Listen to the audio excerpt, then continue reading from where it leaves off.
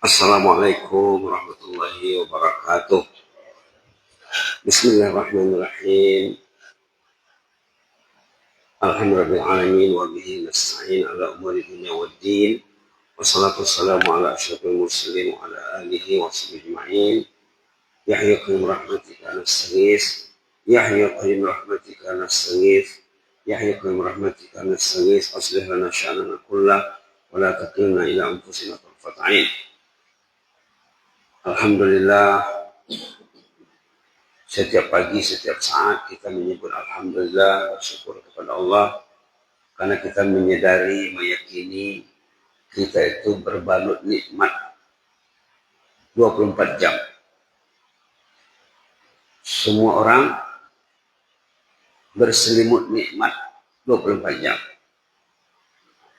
Dalam Quran disebut, kalau coba menghitung, mengira nikmat Allah, tidak mampu kita menghitungnya. Dan kita wajib membaca Alhamdulillah supaya nikmat tadi bertahan dan nikmat tadi bertambah. Karena Alhamdulillah itu sejenis kesyukuran dengan lidah. Salawat beriring salam ke atas Rasulullah SAW. Allahumma salli ala sayyidina Muhammad wa ala ali sayyidina Muhammad kama sallaita wa barakta ala sayyidina Ibrahim wa ala ali sayyidina Ibrahim fil alamin innaka Hamidum Majid. Seperti biasa, karena bulan Ramadan ini kita menggarisbawahi tazkirah sesudah salat Isya menunggu tarawih. Tadi malam tentang sabar dan syukur. Syukur dan sabar. Sekarang kita fokuskan ke syukur ya. Dalam Quran banyak ayat tentang syukur. Ada potongan ayat dalam surah Ibrahim ayat 7. Ini mungkin ratusan kalau tidak ribuan kali kita dengar disebut oleh penceramah, khatib Jumat. La in syakartum la azidannakum wa la in kafartum inna azabi lasyadid. Kalau kamu bersyukur, kata Allah, nikmat akan kutambah. Kalau kamu kufur, kamu akan ditimpa azab. Di sini syukur lawannya kufur. Tapi belum masyarakat lagi ya. Belum meluas pengertian masyarakat lagi. Syukur itu lawannya kufur. Syukur ramai orang tahu. Banyak yang tahu. Tapi kufur masih terbatas. Kufur itu ada dua Pak ya. Ada kufur kafir. Kafir dalam segi agama. Kufur millah namanya. Orang ke Islam itu kafir. Kufurnya kufur millah. Orang tak bersyukur itu kafir. Kufurnya kufur ni'mah. Badan sehat. Azan didengar. Rumah dekat. Tidak datang. Kafir nikmah namanya. Jalan cantik. Negara aman. Terang. Ada kendaraan. Mana rumah yang tidak ada kendaraan? Kalau satu rumah ada wakil untuk datang sembahyang subuh ke masjid, mungkin separuh masjid ini berisi. Kufur tidak mensyukuri nikmat. Tadi malam kufur tidak dibahasnya, syukur saja tidak apalah. Jelas syukurnya wajib Pak ya. Bersyukur wajib. Maka salah satu tanda kita bersyukur kita baca Alhamdulillah. Alhamdulillahirabbil alamin. Baiklah. Yang paling baiknya seperti yang disebut kemarin kita belajar dari sejarah. Belajar macam mana bersyukur dari sejarah orang saleh. Di antara ulama yang tersohor, yang selalu disebut, yang kita mesti tahu, Al-Imam Hasan Basri. Imam Hasan Basri ini murid sahabat Nabi, tak ketemu dengan Nabi. Zaman Nabi itu sahabat namanya. Orang yang tak jumpa dengan Nabi beriman kepada Nabi, tabi'in namanya. Di bawah tabi'in itu tabi'in. Kita ini tabi'in. yang generasi yang muncul sesudah sahabat tabi'in. Nah, Hasan Basri ini tokoh terkemuka tabi'in, ulama tersohor. Satu hari dia pulang dari pasar. Ulama pergi belanja ke pasar. Banyak dibelinya, lalu tidak terbawa barang. Dipanggil tukang angkat. Kalau sekarang becak ya, Gojek, taksi. Dulu dipikul lah barang yang dibeli oleh Imam Basri dari pasar, dipikul oleh pembawa barang, pemikul lah namanya. Pemikul ini sepanjang jalan, alhamdulillah, astagfirullah, alhamdulillah, astagfirullah, alhamdulillah, astagfirullah, sampai ke rumah. Artinya tukang becaknya berzikir. Imam Hasan Basri diam saja. Sampai di rumah dibayarnya upahnya. Tadi saya dengar kamu sepanjang jalan membaca alhamdulillah, astagfirullah, alhamdulillah, astagfirullah, alhamdulillah, astagfirullah. Kenapa zikir itu? Apa maksudnya? Tengok ya. Maksud alhamdulillah itu, kita akan menerima nikmat 24 jam. Jadi perlu dibaca alhamdulillah. Nikmat Allah tidak berhenti. Nikmat hidup, nikmat sehat, nikmat akal, nikmat tenaga, nikmat iman. Perlu direspon, dijawab, disyukuri dengan alhamdulillah. Itulah maka saya sepanjang jalan alhamdulillah, astagfirullah. Astagfirullahnya pula kadang-kadang nikmat ini salah guna. Tergunakan kepada yang haram. Mata terlihat yang haram. Lidah tersalah tutur. Perlu ditebus dengan astagfirullah. Alhamdulillah mensyukuri nikmat. Astagfirullah minta ampun atas nikmat yang diberikan kepada kemaksiatan. Kata imam, baguslah itu. Berarti engkau lebih hebat daripada imam, daripada Hasan Basri, katanya. Subhanallah.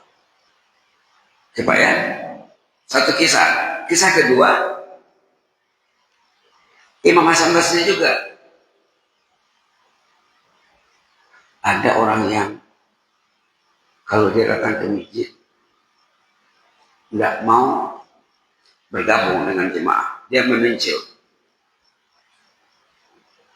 Jadi jemaah kurang enak sama dia. Kadang-kadang Imam Hasan Basri ceramah, dia jauh-jauh dia. Jadi Imam Hasan Basri cuma mendekatinya. Pak, Bapak kadang-kadang kok menjauh selalu, Pak. Ada apa sama Bapak ini? Saya sebenarnya tidak ada apa-apa. Cuma saya berpikir, saya ini 24 jam menerima nikmat yang perlu saya syukuri dengan alhamdulillah. Dan kadang-kadang ya, saya terlanjur berbuat dosa. Perlu saya tebus, saya hapus, saya padam dengan astagfirullah. Itulah kerja saya, duduk sendiri. Alhamdulillah, astagfirullah. Alhamdulillah, astagfirullah. Alhamdulillah, astagfirullah.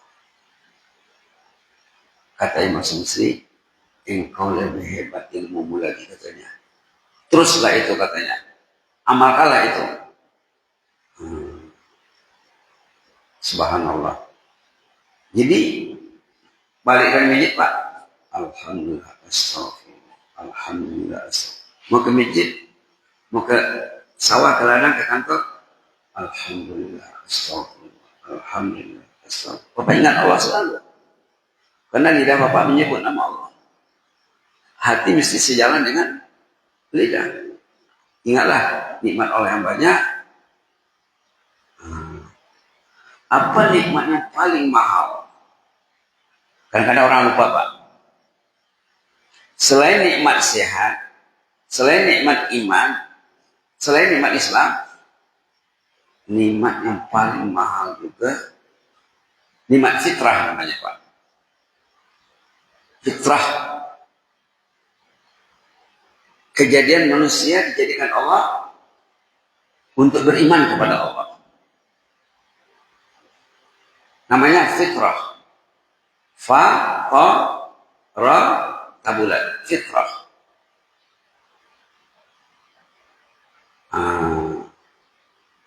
Setiap orang, banyak ayat dalam Quran Pak ya, dikasih bekal, modal lah modal. Kita tuh modal untuk beriman kepada Allah. Setiap anak yang lahir, anak Islam apalagi, yang tak Islam juga, ada dibekali Allah fitrah. Fitrah ini mesti dijaga. Nah, itu kalau anak tuh, kalau ayahnya sholat, ibunya sholat, ayahnya baca Quran, ibunya baca Quran, nah, sejalan dengan fitrah, nanti anaknya akan mau sholat, anaknya akan mau baca Quran. Tapi kalau di rumah ayah tak baca Quran, ibu tak tengok Quran, ayah pegang media, ibu pegang media, anaknya suka media nanti, fitrahnya kan rusak. Diantarlah ke sekolah, enggak menjadi, enggak bisa. Antar ke pondok. Ayah di rumah tak sholat kadang-kadang, atau sholat selalu terlambat. Ayah di rumah tak mengaji, tak baca Quran, ibu juga diantar anak ke pondok, enggak sejalan. Pernah ada anak kelas 1 curhat, Ustaz katanya, kenapa nak? Ayahku selalu begaduh dengan ibu di rumah. Aku tidak tentram belajar pondok ini. Dua kala saja ayah. Ayo kita doakan. Anak diantar ke pondok, ke sekolah agama, tapi dia di rumah tidak diterapkan agama, berarti tidak seiring dan sejalan.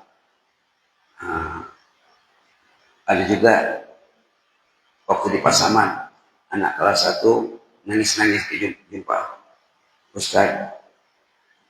Ya, kenapa kau menangis? Ayahku tak sholat. Tak sholat ayahmu? Iya. Kenapa kau diantarnya ke pondok? Ayahmu tak sholat. Ayahmu tak sembahyang.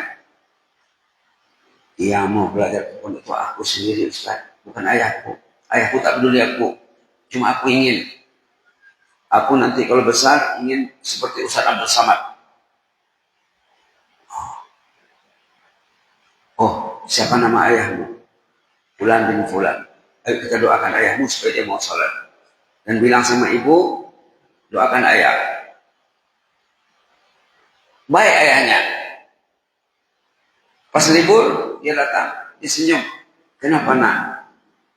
Ayahku sudah sholat Ustaz. Sejak kapan? Sejak kita doakan perempuan itu. Subhanallah. Subhanallah. Aku ingin sukses nanti Ustaz. Yang mau ke pondok ini bukan ayahku, aku sendiri. Itu fitrahnya hebat. Bukan diantar ke pondok terpaksa. Ada pula cerita seorang anak kelas 3 SD. Gurunya di sekolah pandai mendidik anaknya. Nah, kamu dari kecil mesti dididik sholat baik dengan baik. Kalau sholat fardu mesti di masjid. Subuh kamu mesti ke masjid. Orang tak ke masjid itu banyak kasusnya tuh. Banyak errornya tuh. Banyak errornya. Itu bukan zaman Nabi, sesudah sholat subuh Nabi bangkit menanya orang yang tak datang sholat. Karena orang itu error. Kata gurunya, anak-anakku, kalian mesti sholat subuh di masjid. Baru kelas 3. Pulang ke rumah, malam-malam tidak tidur anakku. Tidak tidur dia. Macam mana aku ke masjid besok? Ayahku tak ke masjid, abang tak ke masjid, satu rumah tak ke masjid. Masjid jauh.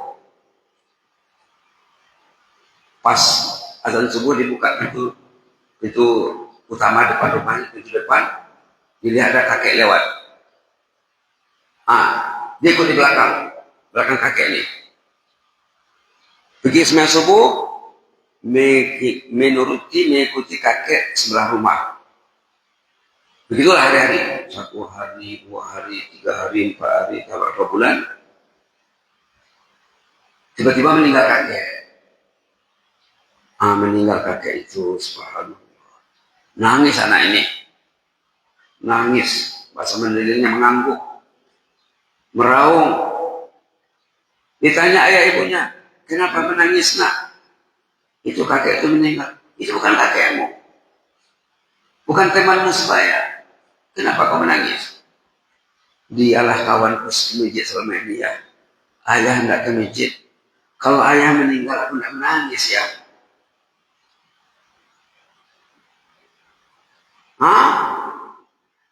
Kalau ayah meninggal aku tidak menangis ya. Ayah tak ke masjid. Semua dong. Begitu nak? Iya. Oh, kalau begitu nak besok sama-sama pergi lagi kan? Sama-samalah dengan ayahnya ke masjid. Itu ditulis Pak ya. Kalau di Malaysia dulu dalam pelajaran bahasa Arab di sekolah diajarkan tuh kisah-kisah orang saleh seperti ini. Subhanallah. Subhanallah.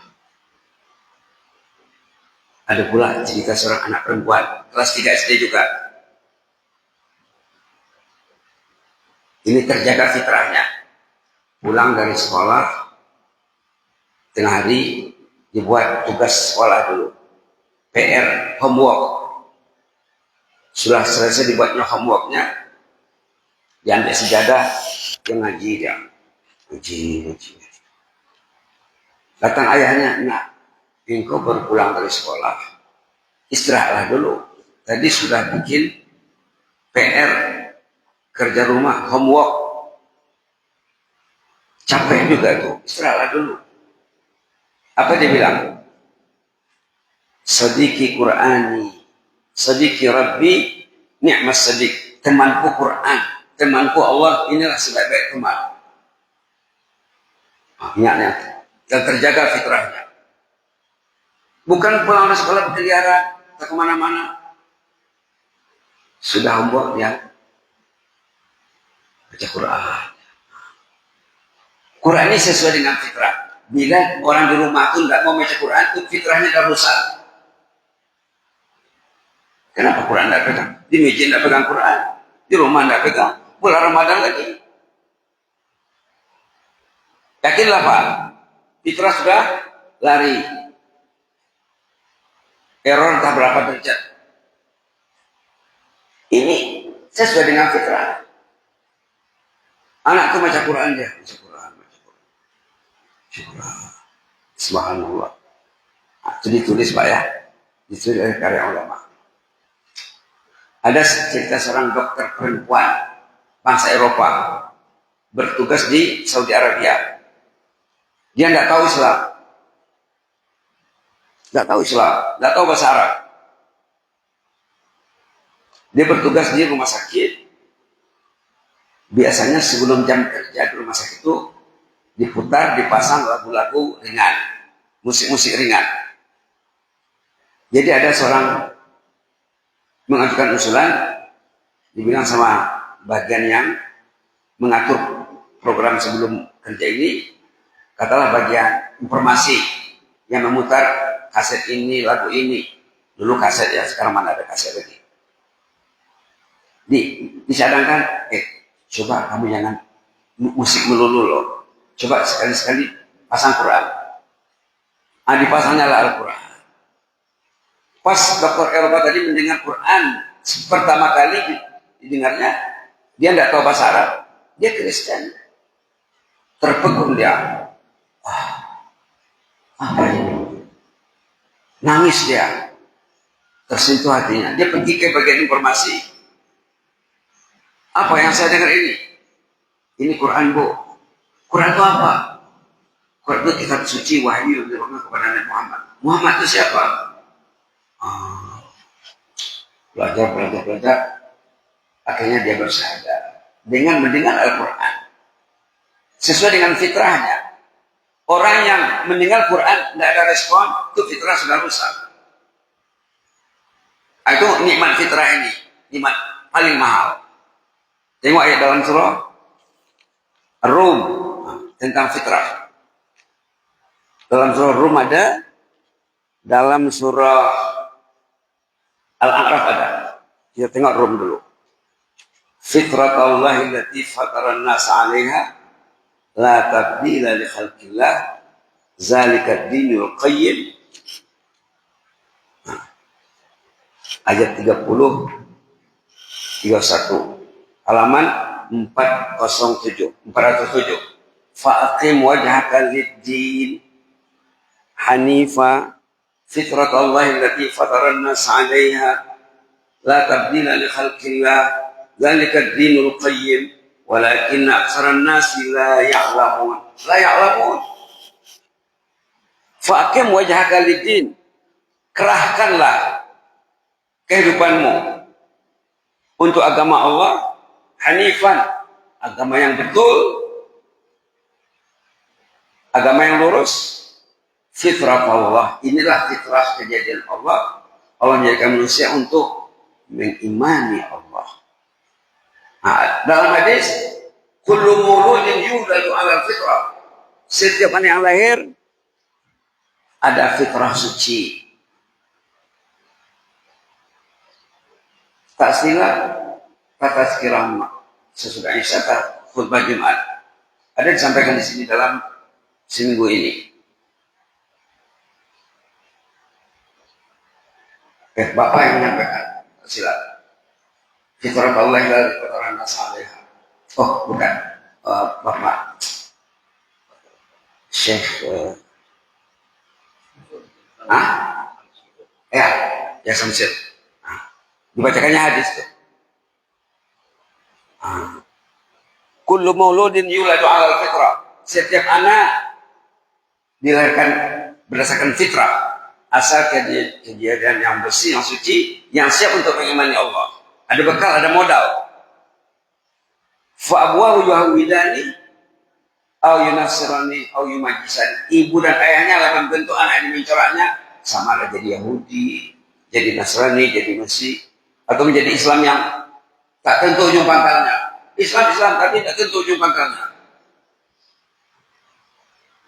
Karena ayah sendiri tidak tahu fitrah, ibu tidak tahu fitrah, macam mana menjaga anak. Nikmat yang besar antara lain fitrah namanya Pak. Nah, dari fitrah datang iman nanti. Nah, bila fitrahnya baik, imannya akan berkembang. Bila imannya berkembang, dia akan cinta masjid. Nah, tengok ayat At-Taubah mengatakan orang yang beriman itu akan cinta masjid. Bila dia beriman tak cinta masjid, berarti imannya sakit. Ayat 18 surah At-Taubah halaman 189. Innama ya'muru masajidallah man amana billah. Bila dia mukmin muslim tapi tak ke masjid, berarti fitrahnya sudah lari, imannya sudah sakit. Krisis iman.